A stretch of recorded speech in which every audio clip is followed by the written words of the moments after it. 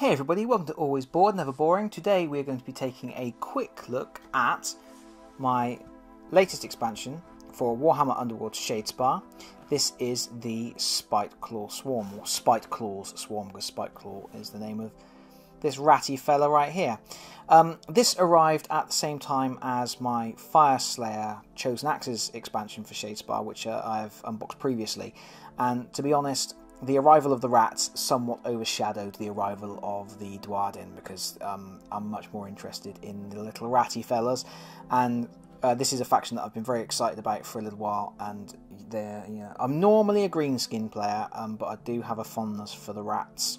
So we're going to take a quick look at this expansion today, like I did with the Fireslayers the other day. I'm going to show you a bunch of the miniatures assembled and discuss that briefly. I'll try and assemble one on camera to show you, hopefully, how easy they are to go together and without making it look like a pig's ear.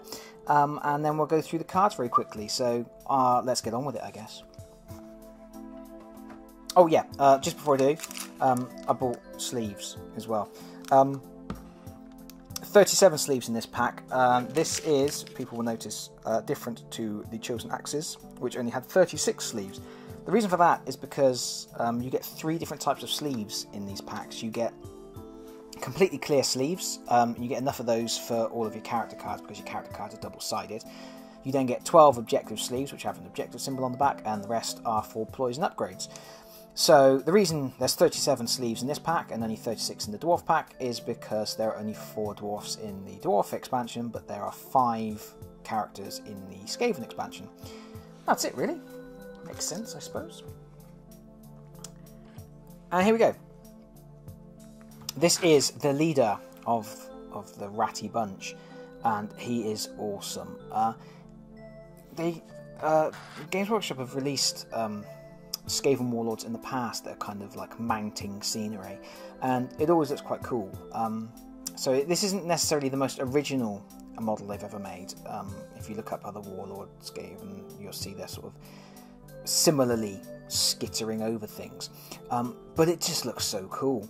And I particularly like that on the moulded base it's got like a little sewer, and that there's some little swimming rats in there. Can you see those? These come out on camera. Look, they're having a little swim. Watch out for floaters, guys. Yeah, this is a really cool model. He's got a ruddy great big halberd and a big spiky thing on his head, and the detailing is incredible, as you would expect. And yeah, so this is a really cool figure. He is, like I say, the leader of the bunch. He is Scritch Spiteclaw. This is his card. You can tell he's the leader because he's got the little tiara. And yeah, he has a range 2 attack. He's one of the few characters in Shadespire that can do range 2 attacks. And he's hitting on hammers, and he's causing two wounds when he hits. His movement is massive. His movement is 5, but he's a bit squishy. He's only got 4 wounds, and he dodges. Notice that his Wicked Halberd actually has a crit ability, which gains cleave. So he can put out some damage, but not a huge amount of damage, and he's lucky he's got that range, really, because he's squishy. He's a squishy dude. When he inspires, oh, and this is interesting. The Skaven inspire when a player chooses this fighter when using a ploy. So if he's the target of a ploy card, he immediately inspires, and that's regardless of who plays it. So you can actually inspire your own guys by playing ploy cards on them, which is cool. That is offset slightly by, I've noticed that their upgraded inspired abilities aren't that much better than their regular ones. I mean, he gains an extra damage output, and he gains an extra dodge, but that's it. His other abilities remain the same. Oh, and I should point this out. He's got a special action. Place a friendly fighter that was taken out of action other than Crick on any starting hex and remove all their wound counters. Now, this is interesting because there are only 2 named characters in the Skaven expansion. There's Scritch, who is the leader, and then there's Crick, the almost trusted, the brilliantly named second in command. And so if Scritch dies or Crick dies, you're done for. But if any other Skaven dies, if Scritch is on the board still, he can use an action to bring them back, kind of like the undead army, the Sepulchral Guard, but limited to these sort of generic rats, and that's how they're representing the Skaven being a swarm, being a big mass, rather than having like half a dozen models on the board. You get 5, but 3 of them have the ability to keep coming back. So that's really cool, and he's a really cool miniature. And then, like I say, we've got Crick, the Almost Trusted. Here he is. He also has a, well, I was going to say a Ruddy Great Halberd, but it's more of a spear, really.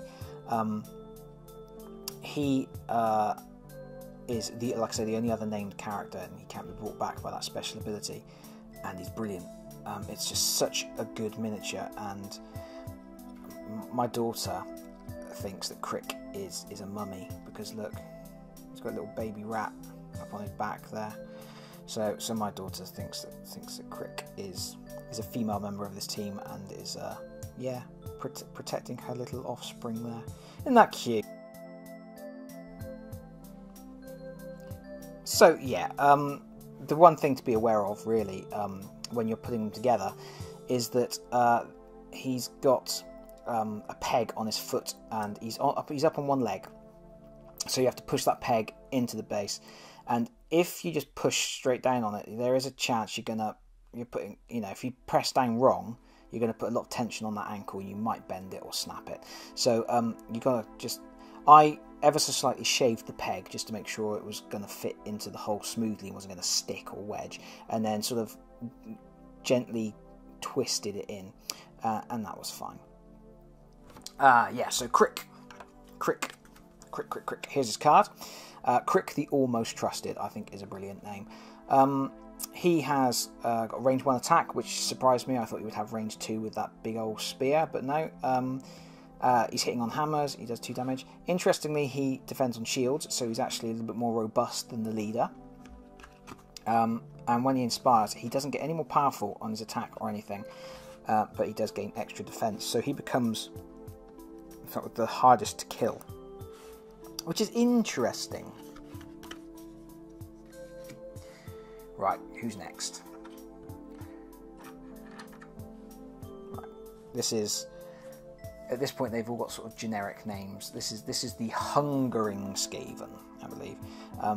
He's got like the mace, and he's got the shield, and this is my least favourite model. I don't like from the front. The shield looks weird. It's hard to sort of explain why I don't really like it. It doesn't look like a shield when he's front on, to me anyway, and it just looks a little bit odd. Again, this one's up on one leg, and here's a peg going into the base, so you've got to do that. You've got to be careful because you don't want to put all that tension on. And yeah, he's got a spindly tail, but like I say, you know, you're not going to cause too much. You know, as long as you're not really forcing on the tail or anything, you're not going to snap it off. It's not, you know, because plastic miniatures are so light. I mean, even if they're smashing together in boxes and stuff, they don't generally, you know, bend or break.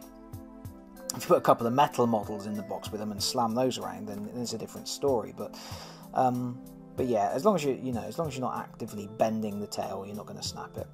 The only other thing to note is that this model goes together with a back section which has got the arms on, which pushes onto the back of the body, and he's got a little row of spikes, and they are really, really, really sharp, and I'm not even joking, they're really, really, really ruddy sharp, and I did it, and I pushed it together like that, and I really hurt my finger. Oh, don't do that. Yeah, to kind of push on either side of the spikes when you push it together, push your pieces together. Don't push on the spikes. Don't be a wally like me. Right. Yeah, this is the Hungering Skaven. This is one of the ones that you can sort of bring back from the dead. And look, he's got a range 1 attack which hits on hammers and does 1 damage, and it's rubbish. He can move, but he's on dodge. He's only got 2 wounds. He's basically just squishy junk. And when he upgrades, when he inspires, he's still pretty squishy junk. He gets a slightly better dodge, but he's still only inflicting 1 damage. Skaven do not have good damage output. I mean, that's to be expected, really. They're relying on sneaky tricks, but yeah, he's junk, basically. Next up, we've got I love this model. This is probably my favourite model in the set. It's just really cool. It's a cool pose. He's holding this dagger up on his tail, and it's just ace. It's really, really good. This is the Festering Skaven. So, you know, I'm guessing he's from the Plague bunch. He's cool. He's really good. It's just a really dynamic pose. He's doing that that superhero thing, isn't he? He's just jumped off of something really tall. And yeah, he's all spiky. I like him a lot. I think he's a really good miniature. Here's his card. Again, Squishy Junk. He's range 1 attack, which, again, so I was kind of expecting him to have some kind of throwing dagger attack as standard, but he doesn't. Hitting on swords, only doing 1 damage, 2 wounds. I mean, you can bring him back from the dead, but he's basically a bit rubbish. He gets better dodge when he becomes inspired, and his accuracy improves, but that's basically it. I think this is, like I say, this is offsetting the fact it's quite easy to inspire them, because you can just play a ploy card on them and inspire them up. But yeah, these guys are going to be relying on upgrades to do anything, and they're also, obviously, because they've got a really high movement, they're going to be relying on objectives that require running around the board and doing that sort of thing, rather than killing things, because they just don't have the damage output to kill stuff. Anyway, this is the last model. It's the Lurking Skaven. Like I did with the fast layers, I'm going to try and assemble this on camera. It involves looking through the viewfinder and not necessarily doing a good job. This is the Lurking Skaven, which is he's the guy with the claw hands. Looks like the guy from Street Fighter, whose name eludes me at the moment. Right, okay, so I've cut all the pieces out already, as you've seen, and so you're putting 10 into 11, and then you're putting that on the top and that into the base. Straightforward enough. So, here's the piece. You can see the hole where it's keyed. Here's the peg. Let's see if I can do this without. God, it's a struggle. It's a struggle through the viewfinder. Right. These generally go together very easily, but like I say, on camera, trying to make sure I'm showing you exactly what I'm doing whilst actually seeing what I'm doing. But there you go, that's gone together quite nicely. So it's like that, and then we've got his arms on the top, and again we've got a peg up here, we've got a hole in here, so we just got to make sure we get around the right way.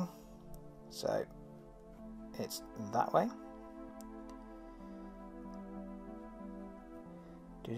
He's got spiky bits. So again, be careful when you push them together.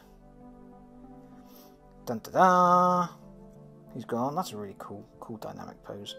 And then we've got the base. This base has got a teeny tiny rat poking out of a hole. It's like finger mouse. Hello. Right. Again, this is one where he's on one leg, so just be a bit careful when you're putting it in the base. Don't push on.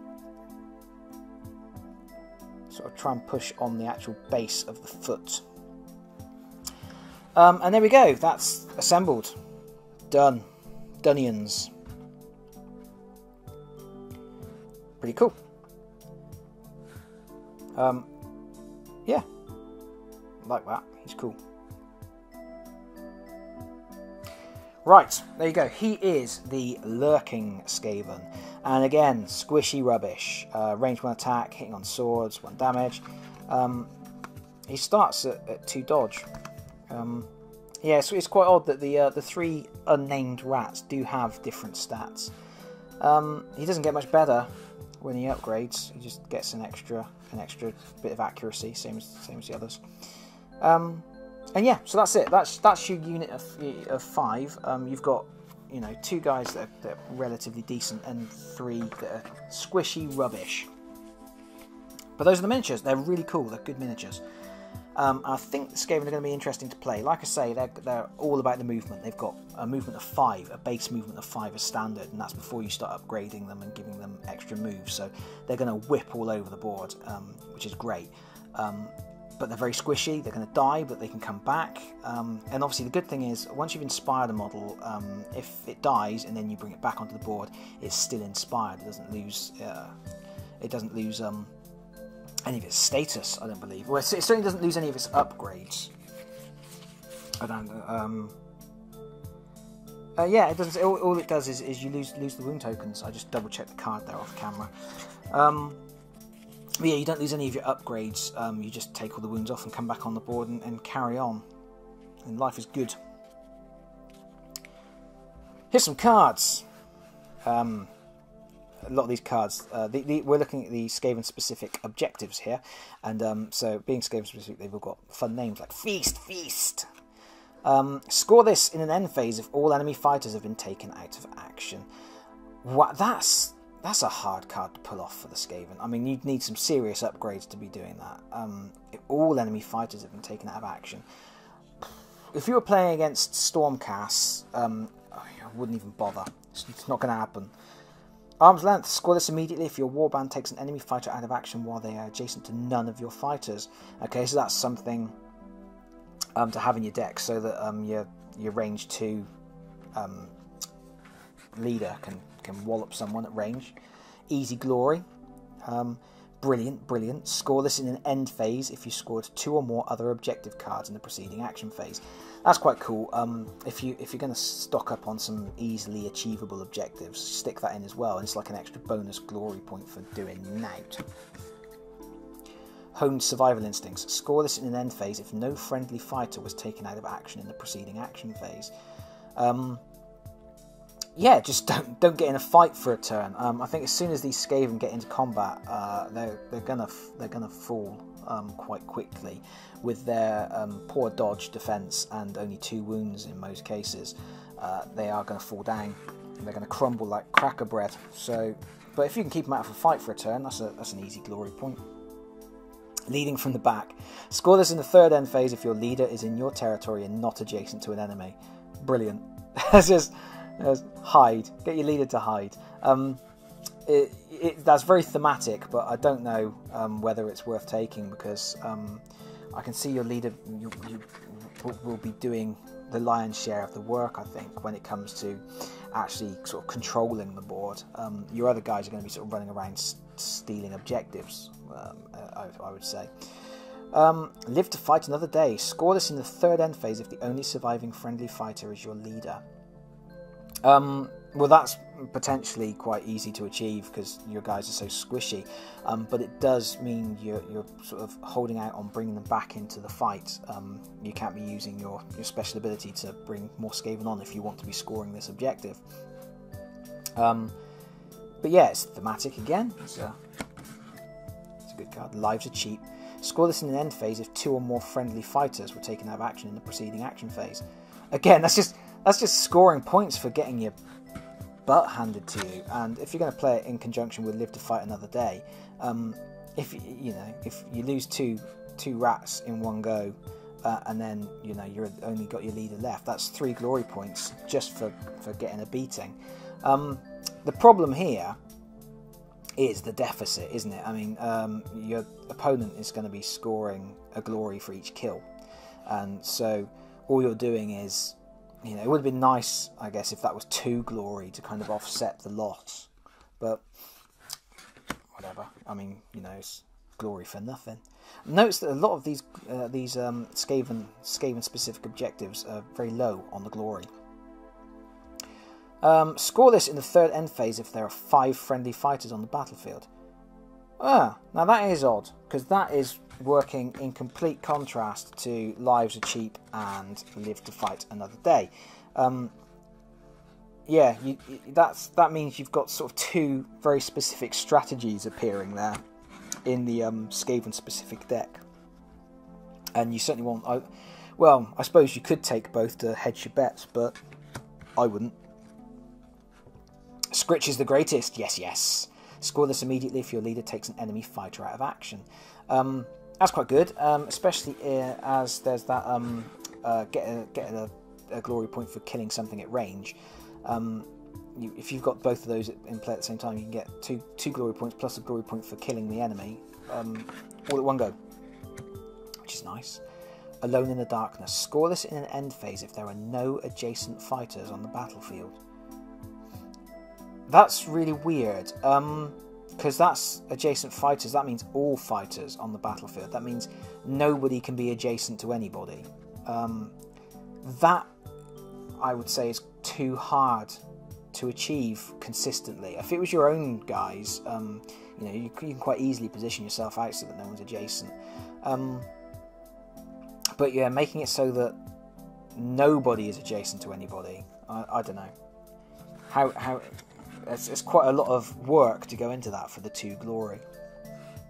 Oh, but we are now into the generic cards that can be used by anybody. So maybe not for Skaven, but maybe some faction could work that into a strategy.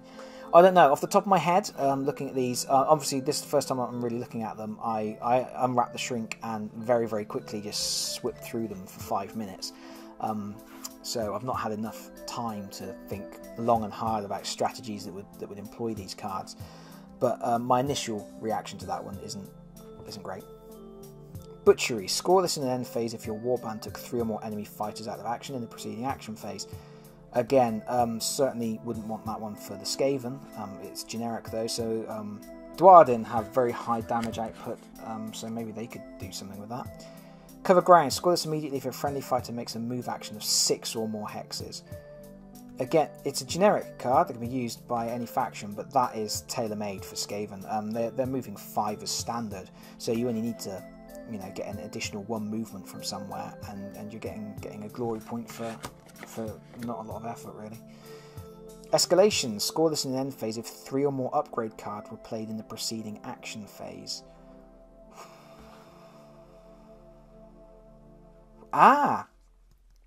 You don't have to have played them. That's just in general. If there were 3 or more upgrade cards in general played between you and your opponent or opponents, if in a 3 or 4 player game it's 5 or more upgrade cards. That's interesting. I mean, you could potentially do it yourself, but it's quite nice to get some glory points for your opponent upgrading his team as well. Master of War. Score this in an end phase if you scored an objective card, played a ploy card, and played an upgrade card in this round. Interesting. That's kind of like extra glory point for doing lots of stuff. Miraculous Escape. Score this immediately if one of your fighters is the target of an enemy attack action with a dice characteristic of 3 or more that fails. Right. Yeah. That's quite good. It's kind of like rubbing salt in the wound. If someone does a big attack on your character and you can avoid it and then get a glory point as well, that's going to tick someone off, isn't it? No more tricks. Score this in an end phase if you have no power cards in your hand. Do people find that a lot? Do people quite often find that they've got no power cards in hand? I'm trying to think if I've ever had a situation where I've got no power cards in my hand at all. Can't think of one at the moment. Score this in an end phase if you hold every objective. Score this in an end phase if you hold every objective. How would you do that?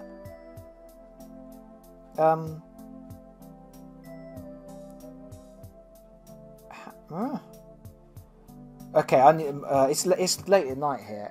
It's about 1 o'clock in the morning, and my brain's just going. That requires some thought. It like I say, it's too late at night or too early in the morning, depending on how you look at it, for me to think about that in any great detail. But that's a head scratcher for me. Ready for a challenge. Score this in an end phase if all remaining enemy fighters, at least 3, have an upgrade. Cool. Tactical Genius, 3 of 5. Score this in end phase if you hold objectives 3, 4, and 5. Again, that's probably quite good for Skaven, who are going to be all about running around the board and grabbing objectives rather than killing stuff. Also good for Dwardins, who are going to be very objective focused. The bigger they are. Score this immediately if a friendly fighter takes an enemy fighter out of action with an attack action that has a damage characteristic of 1. Now, that's not a Skaven specific card, but I think apart from a few of the Sepulchral Guard, it's only the Skaven that have damage output of 1 as standard on their cards. So I would probably take that for Skaven because, like I say, they're not going to be chucking out lots of damage. Oh golly, going through this many cards takes a long time. Right, Black Hunger. We're now into upgrades. These are the upgrades, and these are Skaven specific upgrades. Black Hunger. This fighter's attack actions with a range of 1 have +1 damage and target all adjacent fighters, friend and foe. Yeah, okay. Just go nuts. Go nuts. Savage everyone. Bodyguard for a price. If Scritch is adjacent to this fighter, and this is restricted to Crick, Scritch is on guard. Oh, that's cool. That's just like automatic guard. Automatic guard action. That's great. Expendable. This is applicable to the 3 unnamed Skaven. During an attack action that will cause any damage to this fighter, you can remove them from the battlefield and deal 1 damage to their attacker. That's quite cool. Because you don't... Basically, if your guy's going to die, but before he dies, you remove him from the battlefield, which stops your opponent getting a glory point. You inflict 1 wound as you leave the battlefield, which could potentially kill the attacker, or at the very least it's just going to be, you know, a parting shot across the bow. And then on your next turn you can use an action to bring this guy back into play again. Cool, that's very Skaven-y. I like that card a lot. Festering Blades, specifically for the Festering Skaven. On a critical hit, this fighter's attack actions with a range of 1 or 2 have +2 damage. That's you know, that's the kind of thing that the Skaven need, because their base damage is rubbish. Flee! Specifically for Scritch. This fighter and 1 adjacent friendly fighter can make a move action. Both fighters must end their move further away from all enemy fighters. Just running away. Brilliant. Quite good if you've got that leading from the back ability. Objective, sorry. You could play Flee towards the end of the game and get a leading from the back objective scored. Skitterscurry. After an action that this fighter makes, you can push this fighter 1 hex. Pushing stuff is always good in this game. The ability to reposition the board to move your models into new positions is always good. Sneaky stab. Quite an unpleasant picture. You can push this fighter 1 hex before they take an attack action, though not when this fighter takes a charge action. Yeah, it's just kind of like move in, stab someone up. Swarm of Rats. This is for Crick. It's a new ability, a new attack action. Target all adjacent enemy fighters. Roll for each. Cool. Yeah, just release the Swarm of Rats. Throwing Stars. This is for the Lurking Skaven. Interesting. It's range 3. Range 3 attack. That's really good. Range is very rare in this game. There's only 2 characters that have range as standard, and then maybe 3 or 4, but maybe 4 upgrades so far that actually give you a ranged attack. It's quite weak, but you know, if you want to, it's quite nice to be able to chip away at people from a distance, especially as it means you don't need to sort of charge first. So you know, if you've got a couple of actions, you might be able to get a couple of ranged attacks off. Whirling Halberd. This is Scritch. Targets all adjacent enemy fighters. Roll for each. Yeah, it becomes less accurate, but you know, you're divvying up the damage. Now we're into generic cards that anyone can use. Shade Step. This fighter can move through other fighters during a move action, but must end their move in an empty hex. Cool. Good movement stuff. Awakened Weapon. You can reroll 1 attack dice each time this fighter makes an attack action. Each time. That's cool. Acrobatic. If this fighter has the dodge defense characteristic or has a shield defense characteristic but is on guard, roll an extra defense dice when they are the target of an attack action. That is massive. The extra defense dice. Especially if you stick it on a Skaven who's already got 2 defense anyway. That's cool. Yeah, like that. Like I say, it is generic, doesn't have to go to Skaven, but looking at it from the Skaven perspective. Hero Slayer, even the mightiest foe can be slain. It's only range 1, it's not very accurate, it's only rolling 1 dice, but if you hit, that's going to take most things off the board in 1 hit, which is cool. Here you go, Sprinter, +1 move. Stick that on any Skaven and you're moving 6 spaces on a turn, which means you can score that objective, which was move 6 spaces in a turn. So nice easy way to get an objective point, get a glory point. Ethereal Shield, this fighter's defense characteristics change to shields. It'd be quite nice for Scritch, wouldn't it? Who's only got that dodge defense. The Fractured Key, if this fighter is holding objective 5, 2 glory points. This again, I've mentioned this before, but each expansion has a key card, which is extra glory for a specific objective. Trickster's Charm, if this fighter is on the battlefield, you can play a single ploy card at the beginning of each action phase. That's quite cool. That's some nice extra versatility. Cataphrane Hood, this is another one of the Cataphrane relics. There's one in every expansion. Once you've got all 6 expansions, you can play the Cataphrane tactic of loading up one character with all of them, and just he becomes like a demigod on the board. Shade Glass Hammer, we've seen a couple of these Shade Glass weapons. They basically smash if the attack is successful, but they're usually very powerful, quite accurate, do some serious damage. Good stuff. Right, we've just got some ploys. We've done the objectives, we've done the upgrades, we've just got some ploys. Aversion to Death, we're back to Skaven specific. Reaction, play this after an attack action that takes a friendly fighter out of action. Push up to 2 friendly fighters, 1 hex each. Cool. Run away, he's dead. Get out of here. Skaven Courage. Play this if there are at least 3 friendly fighters adjacent to the same enemy fighter. One of those friendly fighters can make an attack action. So bonus attack for being surrounded by your mates. Frenzied Stabbing. The first attack action with a range of 1 or 2 in the next activation has +1 damage. Always good for the Skaven. Like I say, they've got very low damage output, so extra bit of damage when you need it is good. Heightened Caution. Roll an extra defense dice for the first friendly fighter to be targeted by an attack action in the next activation. Skaven are squishy.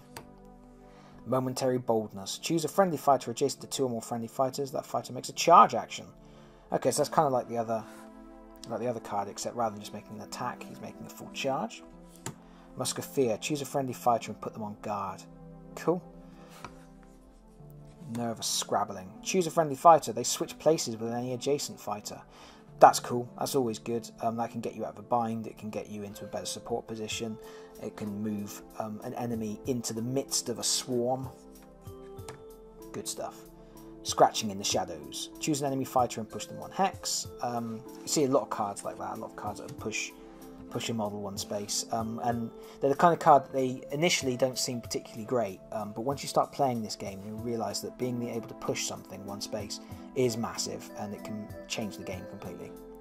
Sudden Skittering. Double the move characteristic of the first friendly fighter to make a move action in the next activation. That means you could potentially move 10 spaces with one of your characters. They can't be activated again in this phase, but if you need to move somewhere really fast, really quickly, to go and seize an objective at the other end of the board or something, 10 spaces, that's getting you anywhere you want to go, isn't it? There are always more. Choose 1 friendly fighter that is out of action other than Scritch or Crick. Remove all wound tokens from them and place them on any starting hex.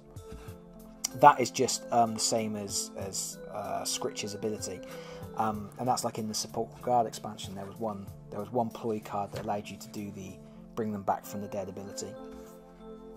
Curious Inversion. Games Workshop teased this one before the expansions went to retail. For the first attack action in the next activation, hammer characteristics become sword characteristics and vice versa. Dodge characteristics become shield characteristics and vice versa. It's really interesting because it means that someone who normally is striking on swords is suddenly striking on hammers, and if you're attacking somebody who normally defends with shields, suddenly they're dodging, which is quite interesting. And yeah, somebody mentioned that it has a funny interaction with cleave as well, because you can make models that would normally ignore cleave suddenly have to deal with cleave, because you can change their dodge ability to the shield ability. And if that didn't make any sense, I apologise. Like I said, it's very late and I've been talking for a very long time. Last chance. Play this during an attack action that would take a friendly fighter out of action. Roll a defense dice. If the result would not normally be a success for this fighter, ignore the damage from that attack action. Oh, that's interesting. So, yeah, squishy guys with rubbish defense. If this result would not normally be a success. So, yeah, suddenly something that's squishy and likely to die can use the fact that it's squishy as an advantage. That's a very Skaven-y thing. It's not actually a Skaven card, it's a generic card, but it's a very Skaven-y sort of ability. Momentary Madness. Choose an enemy fighter, roll an attack dice. If you roll a hammer or a crit, make an attack action with them as if they were a friendly fighter. I've said before that I'm not too keen on cards that require a dice roll to pull off, because dice hate me. But there we go. Sacrificial Pawn. Choose a friendly fighter. If they are taken out of action in the next activation, you gain a glory point. Oh, that's really cool. I think I'd need to go back and check, but I think that would work with the card that allowed you to remove a model that was about to take damage. Because you remove him from the board, so he's technically out of action. So you'd be denying your opponent a glory point, scoring a glory point, inflicting a wound on them, and then also being able to come back in on a future turn. I think I would need to check the wording closely on that one, because I can't remember if that class is being out of action if you remove your guy from the board, but I'm assuming it does. Spoils of Battle. Play an upgrade card. This doesn't cost a glory point. Cool, yeah. That works nicely with some of those objectives that give you glory for having upgrades. Blinding Flash. Play this during an attack action with a range of 3 or greater. The attack's characteristic of that attack action is changed to swords. Ah, interesting. That's another thing that's sort of playing around ranged attacks, but there's not that many ranged attacks in the game at the moment. But there was something in the Fire Slayer expansion that was about ranged attacks as well. And although we're getting sort of maybe one card in each expansion which has a ranged function to it, there's still a very minor thing. So I do wonder whether we're going to see some more ranged stuff with that next Stormcast Eternal group. Rebound. Play this during an enemy attack that would succeed. Roll a defense dice and a roll of a dodge or a crit. The attacker suffers the damage rather than the target, and neither fighter is driven back. You can kill someone with that. If they do a really big hit on you, you can really wee on their chips with that. Rethink strategy. Discard any number of objective cards. Draw that number of objective cards. Shatter Shard. Choose an enemy fighter and choose one of their upgrades. Roll an attack dice. On a hammer or a crit, that upgrade is discarded. That's cool. Yeah, that's a nasty thing to do to someone. But they've got a really powerful upgrade. And some of the upgrades in this game are huge. But, yeah. Desperate Gambit. When resolving the first attack action in the next activation, you and your opponent roll off. The winner chooses whether the attack action fails or succeeds. Wow, that's okay. So if you've got a creature in a position where you don't think it's going to successfully attack, but you really need that attack to come off, you can just gamble for it. Just do a roll off. It's a straight up dice off, and the winner chooses whether the attack succeeds or fails. So it's like the lowliest creature in your warband could potentially kill a leader. Circumventing all kinds of armor and other defenses just to do that. I don't know whether I would field this card. Like I say, you've got to roll for it, and dice hate me, but also it would require a very specific situation, I think, where you would actually choose to use it over what you would normally do. But if you've got some upgrades that are sort of like double damage or something, and your attack isn't great, take a gamble on it, and you could potentially stick through some serious amounts of damage. Interesting. Overall, yeah, it's an interesting expansion. I like the models. I think they're cool. I like the sort of play style. They're all about running and stabbing in the back, and they're very easy to inspire, but inspiring doesn't achieve them huge amounts of benefits.